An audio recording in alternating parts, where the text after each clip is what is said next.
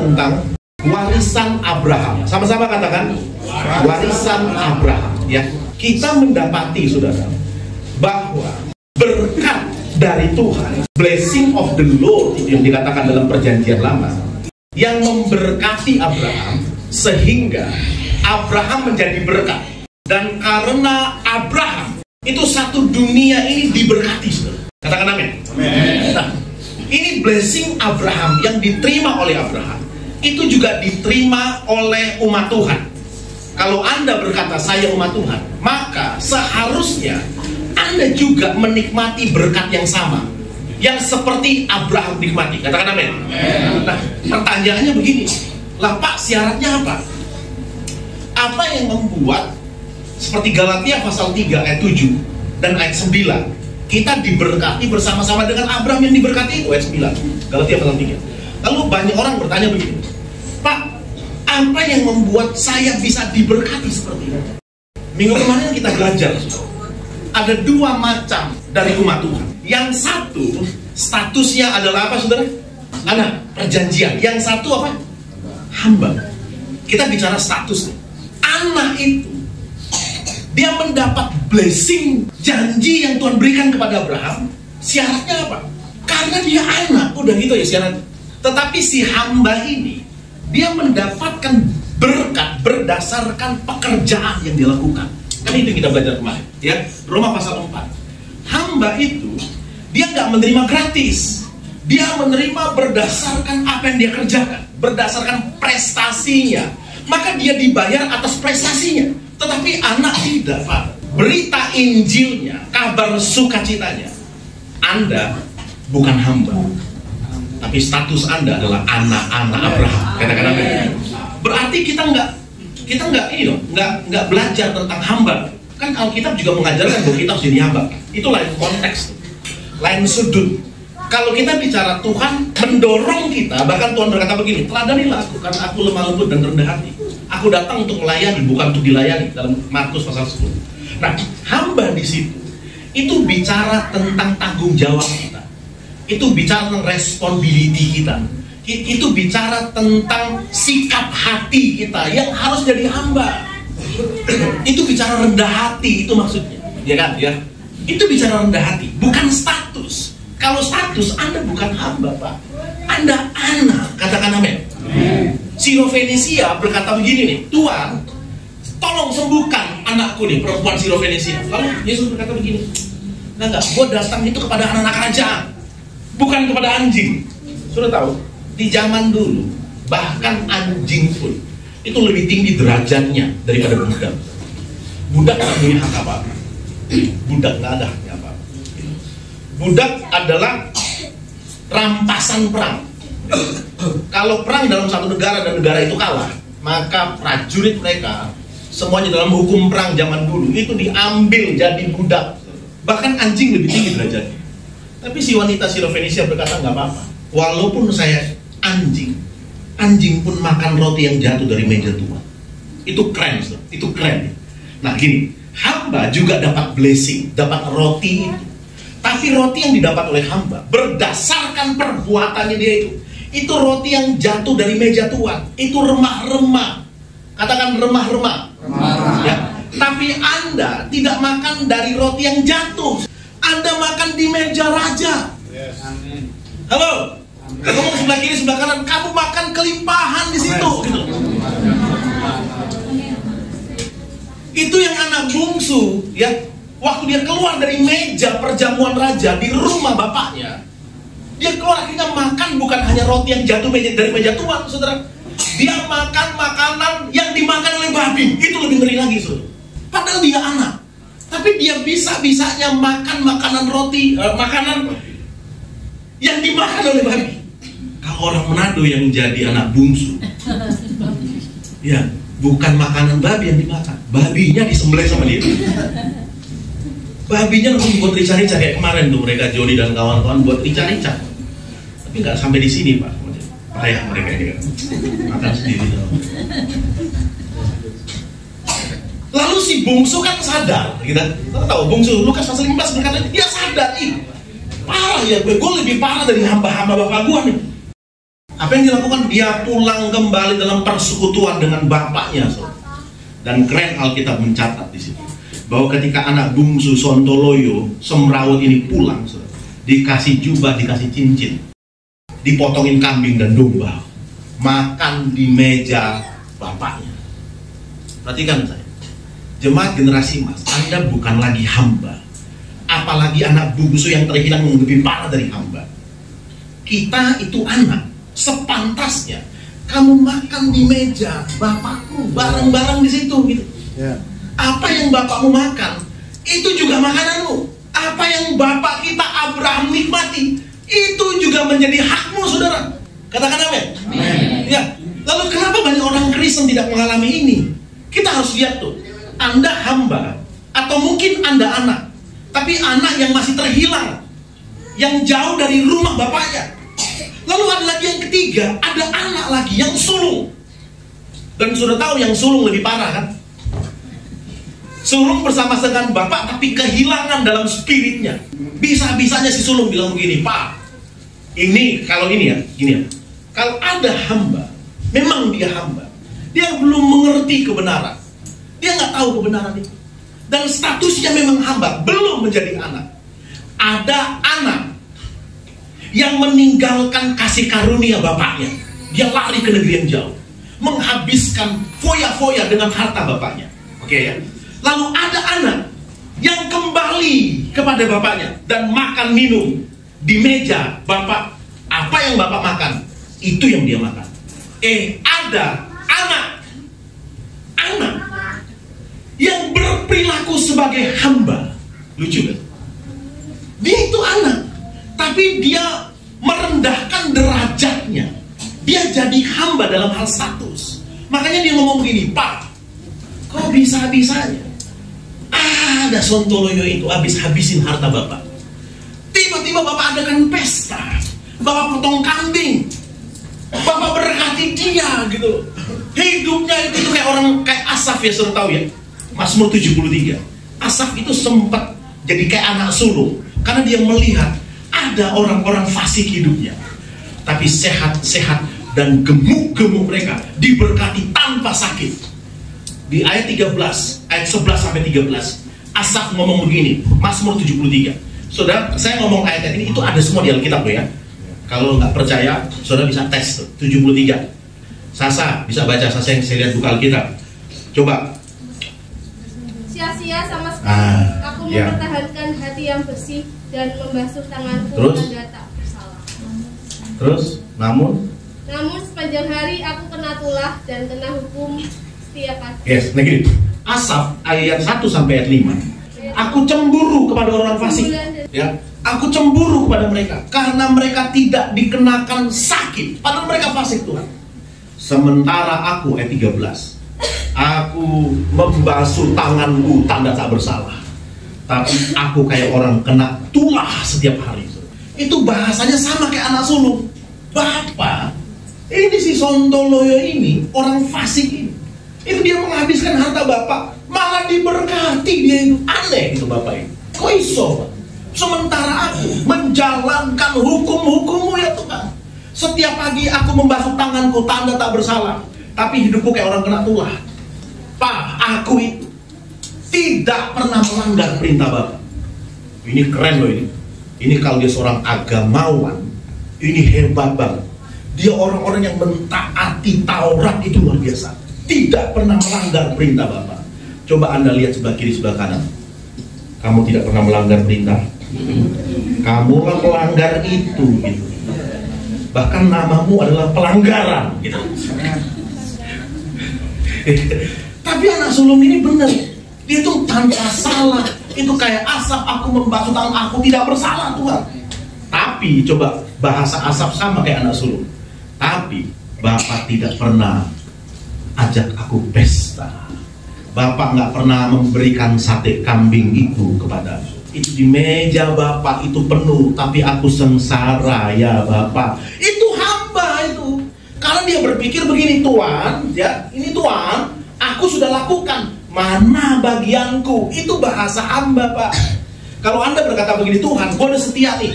Gua pantas diberkati Tuhan. Bahasamu adalah bahasa hamba, bukan bahasa anak. Paham saudara ya? Kalau engkau berkata begini, wah mungkin aku kurang cuci tangan tuh, tanganku penuh noda dosa, aku harus cuci tangan dengan puasa 3 hari, aku harus bayar harga. Kemarin mungkin gue nyumbang 10 juta ya, mungkin besok 100 juta supaya nutupi semua dosa-dosaku, katanya gitu. Dia berbuat baik untuk nutupi dosanya.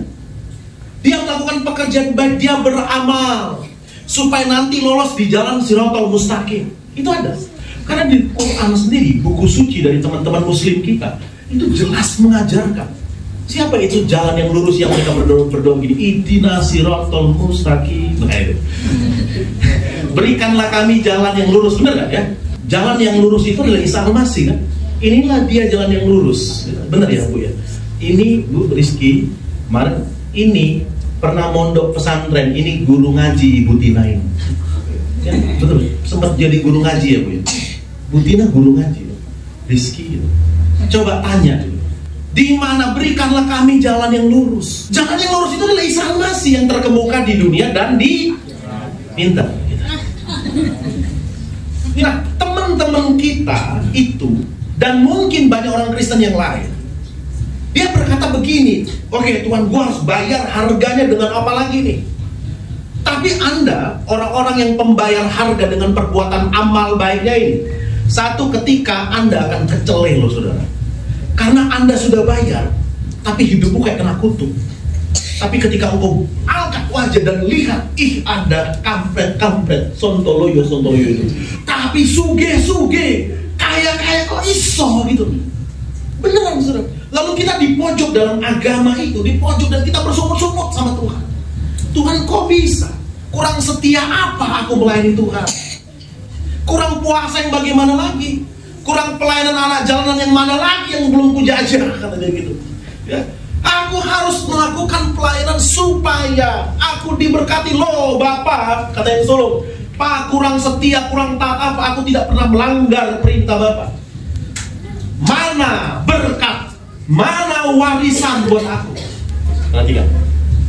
Lalu bapaknya bilang begini, kalau saya jadi bapak, saya geleng-geleng kepala plus jitak kepalanya saudara. Toh, kowe iki bukan pembantu nang, kowe iki anakku. Apa yang ada di kulkas, ada es krim di situ, ada coklat di situ. Apa yang aku punya itu juga milikmu. Toh, itu saudara. Saya punya anak dari kasih karunia Tuhan. Nah, gitu. Namanya Ruth, itu anaknya Junal, anaknya Asih. Tapi sudah tahu Ruth itu kepada saya sama Bunda, itu kalau kita ajak jalan, itu tangannya berkuasa loh saudara. Paham saya? Itu kalau dia nunjuk, garuk-garuk kepala saya. Gitu. Tapi dia juga anak yang pintar dan pengertian sama bapaknya. Dia nggak tunjuk Mercedes, nggak tunjuk macam-macam, nggak tunjuk iPhone, nggak tunjuk. Dia tunjuknya sesuai kebutuhannya dia. Ya. Lato-lato, gitu. Apalagi ya, kebutuhannya dia. Dan tangannya itu berkuasa. Ruth itu nggak bawa duit, ya santai aja, nggak di kantongnya itu berapa gitu. Di kantongnya berapa itu? Santai. Dia anak kecil yang percaya kepada bapaknya. Dia percaya bapaknya kaya. Oh haleluya. Dia percaya bapaknya pemilik mall. Tiap kali lewat mall, Pak, mall. Dia pikir mall itu rumah kedua dia. Mall, ke mall. Dan tangan itu, tangan yang berkuasa. Ya kalau saya punya, saya kasih sama dia. Itu adalah satu cerita yang hebat tentang kasih karunia begini. Ada satu anak dibawa bapaknya jalan-jalan di pusat perbelanjaan, satu mall yang besar. Lalu bapak itu kaya raya, konglomerat, uangnya itu nggak berseri.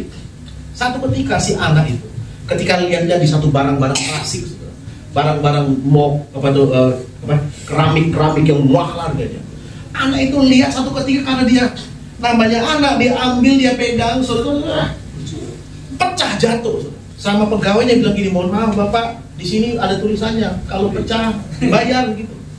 Oke, anaknya nangis. Anaknya nangis. Lalu bapaknya pergi ke petugas toko itu. Dia selesaikan semuanya. Kamu nggak usah nangis anakku, sudah bapak bayar. Terus tahu dia bayarnya bagaimana? Bukan hanya gelas yang pecah itu yang diganti. Kasih sayang bapak kepada anaknya luar biasa. Dia beli mall itu untuk anaknya. Paham kasih karunia kayak gitu? Bapak itu mengasihi Anda seperti itu. Dosamu nggak seberapa itu. Dia bayar dengan darah anaknya. Satu dunia, Pak. Kamu yang berhutang sekian, dibayarnya satu dunia. Paham, saudara? Apalah gunanya kamu punya kekayaan seisi dunia bila jiwamu binasa? Yesus bayar dengan jiwanya. Itu keren. Maka saya bilang begini, pelanggaranmu itu dibayar dengan harta yang tidak ternilai. Itu sama Anda berdosa, Anda bersalah, pecahkan satu keramik, Pak, satu mall, itu diganti Tuhan dalam hidup Anda. Satu ketika Ruth pecahkan keramik, beneran terjadi di DP Mall. Papanya hanya sanggup bayar sejumlah gelas itu harganya, Pak. Itu pun tak tawar, ya Pak. Tahu murah sintilah, asal iso Pak. Dia terpaksa bayar sesuai dengan harganya. Nah ini Bapak Samuel. Beda kalau Bapak Abraham. Beda kalau Bapak yang di surga, sumber segala kebaikan itu, katakan amin. Tapi kenapa kadang-kadang kita berperilaku seperti anak sulung, Pak? Kita itu makan di meja raja, apa yang Bapak punya, kamu tunjuk tuh harusnya tuh. Kita tuh kayak jadi orang yang hebat, tanganmu. Coba, kasih itu dengan, ayo begini. Ngomong sebelah kiri, sebelah kanan, iki berkuasa loh. Ini ibu berkuasa nih, kita ini gini. Kok bisa, Pak? Iya, karena kamu anak, Pak. Coba nangkap dulu berita ini, nangkap dulu message ini. Saya berdoa agar selubung itu disingkapkan. Saya ketemu dengan beberapa orang, udah dijelasin ini terang benderang. Tapi untuk kok rasa kayak gitu? Itu ada selubung. Karena firman hanya bisa diterima di dalam iman, tidak bisa dalam logika, tidak bisa dalam berpikir. Sehebat apapun pikiran manusia, orang Yahudi yang sepintar itu, Pak, itu hari ini kata Alkitab, sampai pada hari ini, sampai pada detik ini, mereka tidak bisa melihat Injil yang benar karena ada selubung yang menyelubungi mata mereka. Orang Yahudi kurang pintar apa? Makanya kalau Anda belajar Alkitab, nggak cukup cuma hanya berteologi, berilmu secara akal saja. Dia melampaui akal, beyond logika gitu, melampaui logika. Makanya Alkitab berkata begini, kasih Tuhan itu dia melampaui segala akal dan pengetahuan. Dia melampaui itu. Ada yang tahu ayat di mana? Dia mereka angkat tangan. Coba sebut dan sebutkan ayatnya. Ya, ada. Bunyinya gimana? Bunyinya. Dia mengurangi lah 50% ya. Apa? Dan mendapat mengenal kasih itu sekalipun ia melampaui segala pengetahuan, aku berdoa supaya kamu dipenuhi. Dan mengenal kasih itu sekalipun ia melampaui segala pengetahuan. Jadi gini, untuk Anda belajar teologi biblical gitu, itu Anda nggak cukup dengan segala macam pernak-pernik akademisi. Akademisi kan ada ilmu hermeneutik tuh, ada ilmu tafsir, ada ilmu kajian bahasa dari asli, dari etimologi, terus terminologi gitu loh. Terus ada gap sejarah, historical. Itu kita belajar, Pak. Pusing saya belajar itu. Pak Teddy juga saya rasa juga pusing ya, Pak ya. Apalagi teologinya mereka, saudara Calvin. Wah, itu rumit, saudara, beneran. Dan memang pinter-pinter, Pak. Itu luar biasa. Tapi itu belum bisa menyentuh, karena kasih karunia itu melampaui logika. Orang kalau udah jatuh cinta, nggak bisa dijelaskan secara logika, bener kan? Betul. Anda kalau udah jatuh cinta, wah, gunung mau tabrak, Pak, bener. Kalau rasa mutak sikat sisa. Kalau orang jatuh cinta, kotoran pun rasa coklat. Kalau orang lagi putus cinta, Pak, semua orang rasa kotoran sama dia. Bener. Nah, betapa jatuh cintanya Tuhan kepada kita, kepada Anda. Betapa cintanya Bapa. Karena begitu besar kasih Allah akan dunia ini. Itu kalau saya pakai bahasa cinta. Karena begitu tergila-gilanya dalam jatuh cinta. itu Bapa di sorga kepada kita. Dia jatuh cinta kepada kita. Dia berikan semuanya. Dia berikan anaknya yang paling terbaik di semesta. Dia berikan nyawanya untuk menebus Anda supaya Anda mengalami hidup yang kekal. Katakan amin. Itu bahasa kita sehari-hari itu. Itu jatuh cinta kayak gitu nggak bisa dijelaskan. Makanya si hamba kakak sulung itu, tapi perilaku hamba, perilaku yang bagus sebenarnya, Pak. Itu orang benar-benar dalam kehambaan itu dia siap memandang. Wah gitu kayak itu kayak dalam militer itu seperti itu kan. Itu hebat. Hamba itu hebat saja. Tapi dalam kasih karunia itu bukan kehebatan hamba yang ditonjolin, Pak. Tapi kehebatan kasih Tuhan yang ditonjolin kepada kita. Kalau Anda berkata begini, Pak, apakah aku harus jadi orang jahat dulu supaya disayang sama Tuhan? Berarti Bapak itu meremehkan dosa. Bapak itu meremehkan kejahatan. Masa tidak dihitung kejahatan? Gini. Jangan lihat dari sisi negatifnya. Bapak, Alkitab tidak meremehkan dosa, Pak. Dosa adalah dosa. Allah membenci dosa, bukan orang yang berdosa. Katakan amin. Dan ada penghukuman bagi orang yang berdosa, yang tetap dalam dosanya tidak ditebus oleh darah Yesus. Ada penghukuman bagi mereka. Tapi Pak, Allah bukan meremehkan dosa. Tapi Allah sangat meninggikan kasih karunia dalam Kristus. Jadi kalau waktu Anda lihat orang berdosa diselamatkan, itu bukan karena dosanya besar, karena cinta Tuhan yang besar. Amen. Jadi waktu itu yang Anda lihat cinta Tuhan yang dosamu gak ketok, Pak. Itu maksudnya. Saking tingginya, dalamnya, melampaui segala pengetahuan. Itu dosamu gak ketok gitu jadinya. Bukan mengentengkan dosa, bukan. Dosa itu adalah dosa. Hukumannya maut. Tapi saking besarnya kasih karunia Allah pada kita, tergila-gila kepada saudara dan saya, maka dosamu merah seperti kermisi. Alkitab katakan diputihkan seputih salju. Berikan tepuk tangan bagi Tuhan kita. Iya, itu kita tuh. Maka kita jangan lagi ngomong begini nih. Kalau Anda ngomong begini, Tuhan, gue puasa berapa hari lagi nanti supaya gue dapat berkah. Anda lagi memposisikan dirimu seperti anak sulung itu, Pak. Ya. Lalu kalau Anda nggak dapat, Anda lihat ada orang nggak puasa, ada orang ibadahnya ya kapal selam gitu, 1 tahun 1 kali dia beribadah gitu, datang. Tapi kok aneh ya, anaknya di luar negeri semua, sekolah baik, hidupnya api, sementara aku setia bagi Tuhan. Aku kok hidup begini. Lalu kita bungkus dengan teologia salib.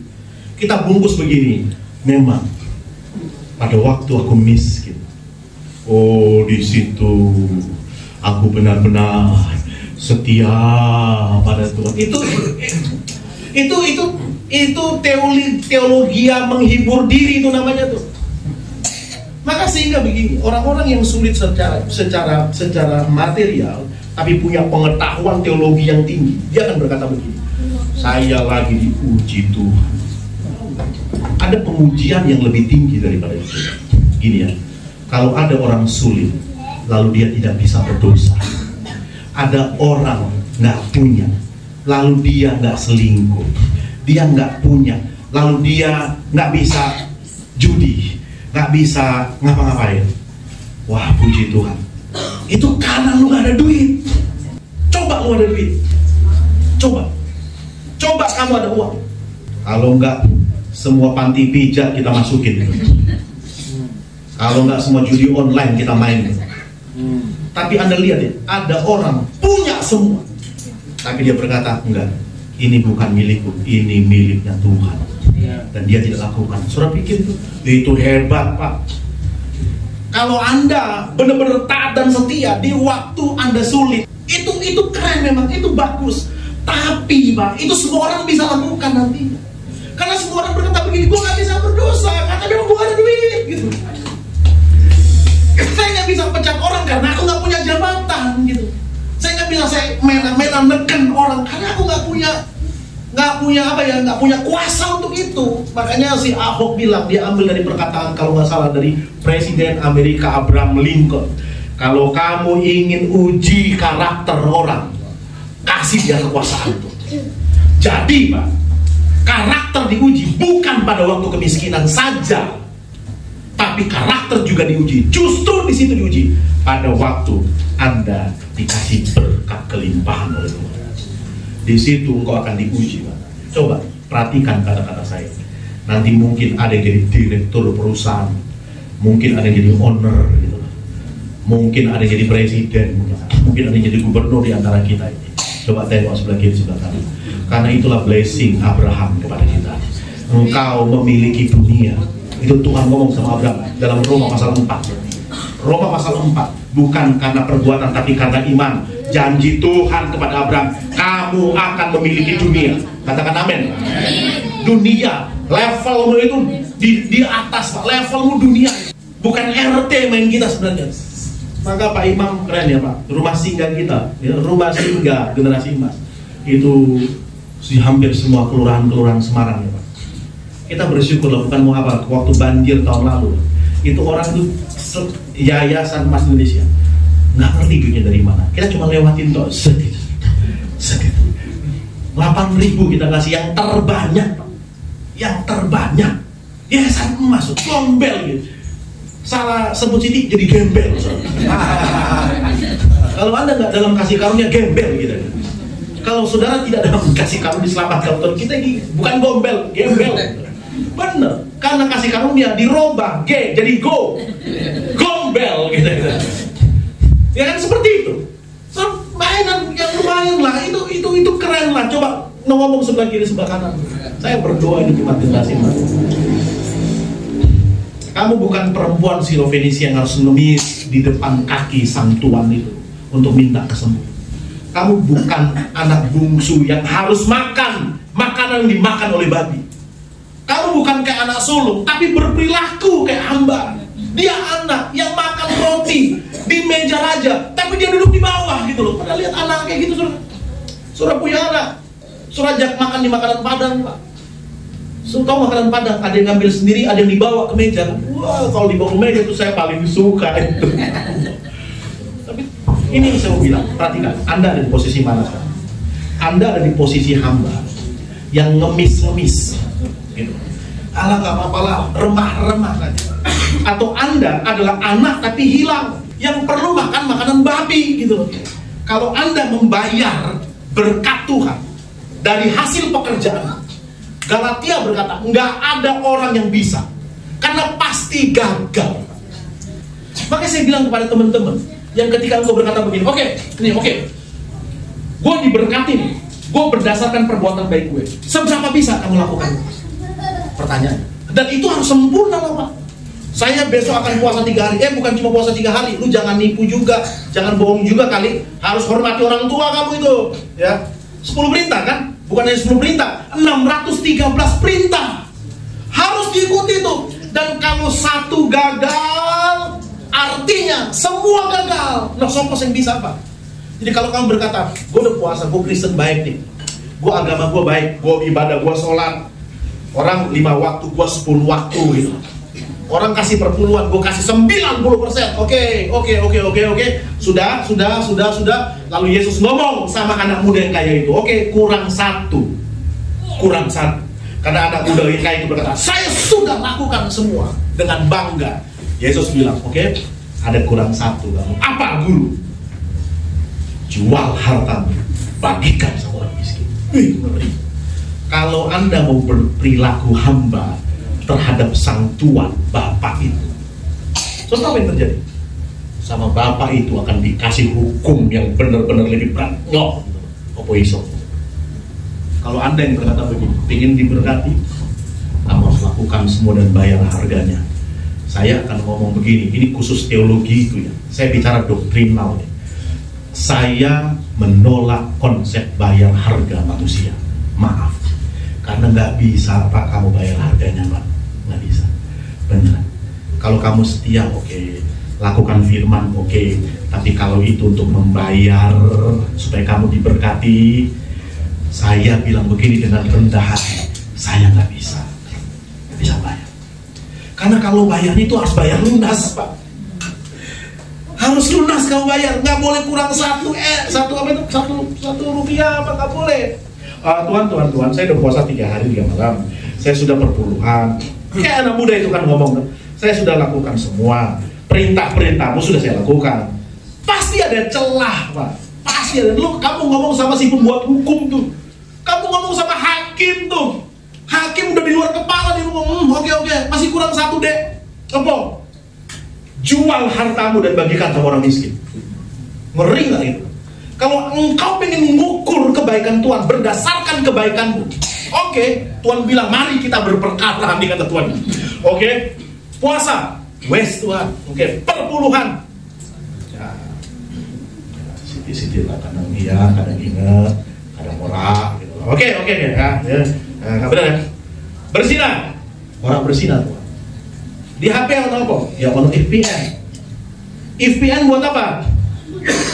Kalau Mas Imam nulis apa? Mas Imam, orang kalau ada HP VPN udah pasti apa? Sudah pasti buka bokep. Lah untuk apa VPN?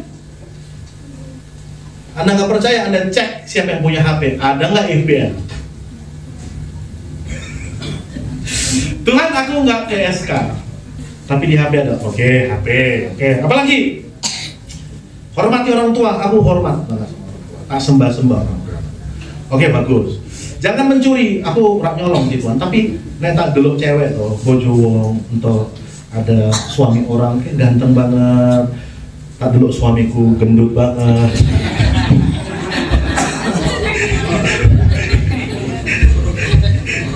Itu udah berdosa, Pak.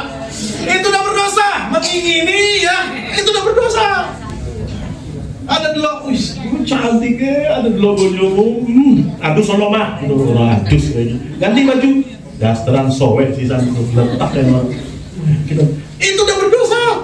Apalagi engkau ingin bayar, ayo saya tantang, bayar loh gitu. Apa yang engkau harus bayar? Dengan perbuatanmu, bayar loh coba. Itu yang Tuhan bilang, oke, masih kurang. Dan kalau si anak muda berkata, saya akan jual harta saya bagi orang miskin, itu pasti dikejar lagi sama Tuhan sampai dia pasti bersalah.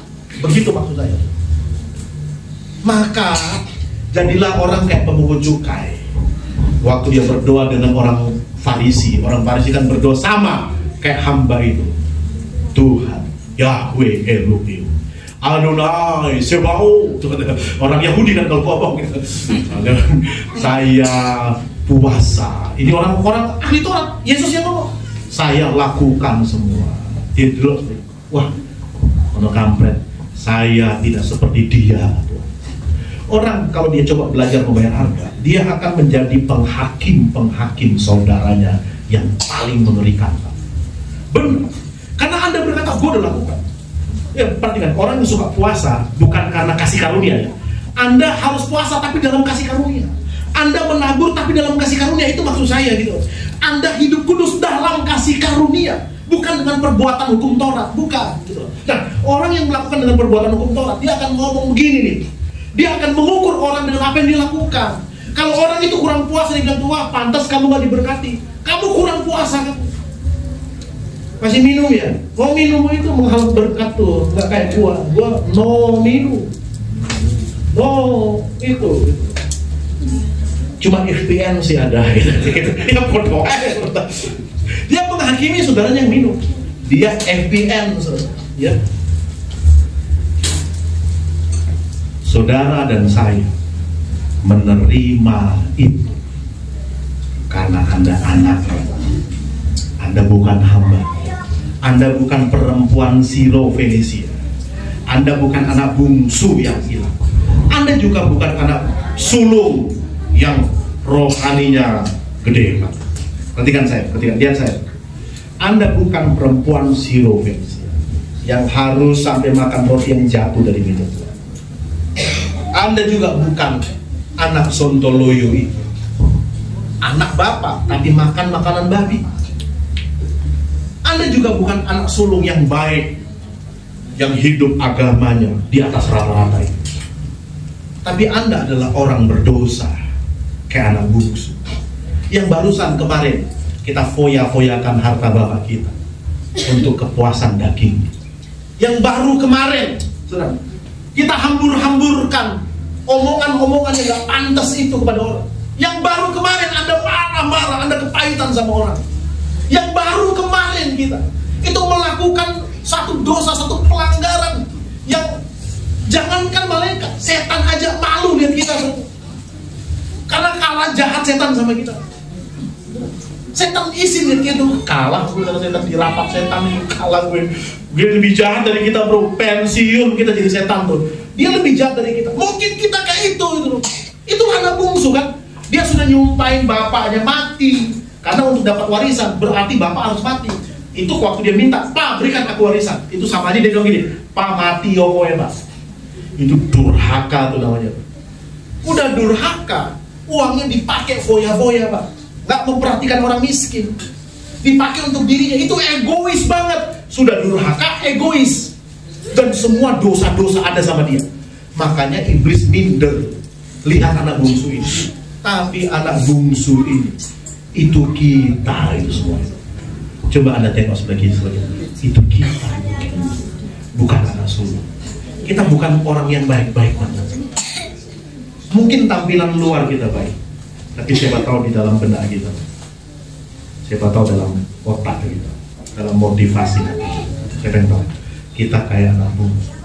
Tapi anak bungsu yang diberikan karunia untuk duduk di meja Bapak. Jadi apa yang Bapak makan, itu kita makan. Bapak potongin kambing kepada Anda makan. Katakan amin. Jadi di sini ada perjamuan. Sudah tahu ini tubuh dan darah Yesus. Ini mewakili semua harga yang sudah dibayar lunas oleh Yesus. Ini ada di sini. Ini makanan kita. Katakan amin. Ada di sini kesembuhan. Ada di sini sukacita. Ada di sini kambing guling pemulihan. Ada di sini nasi goreng kelimpahan. Itu berkat rohani dan berkat material. Itu semuanya ada di sini.